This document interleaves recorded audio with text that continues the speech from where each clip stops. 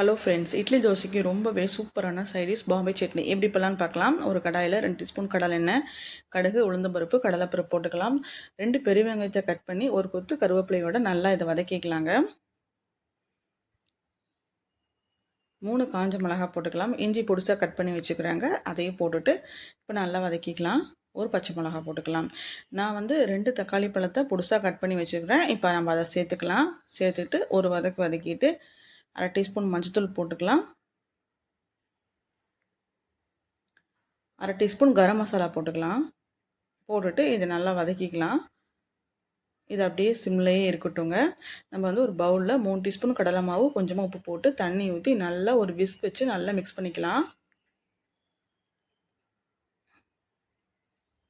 நல்லா கட்டிகள் இல்லாமல் நல்லா மிக்ஸ் பண்ணிக்கலாம். இப்போ வந்து நம்ம அதை வந்து அதில் ஊற்றிக்கலாம்.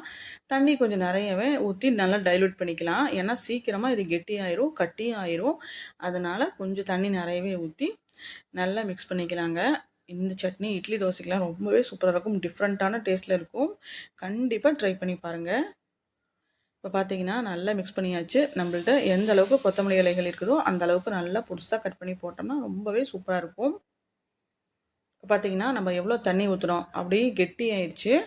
இப்போ நல்லா மிக்ஸ் பண்ணிக்கலாங்க. தீ வந்து லோ ஃப்ளேம்லேயே இருக்கட்டும், ஏன்னா சீக்கிரமாக அடி பிடிச்சிடும். கொஞ்சமாக பெருங்காயத்தூள் போட்டுக்கலாங்க. ஃபைனலாக ஒரு 1/2 லெமன் மட்டும் பிழிஞ்சு விட்டுக்கலாம். ரொம்பவே டேஸ்ட்டாக இருக்கும் இந்த லெமன் ஊற்றுனீங்கன்னா.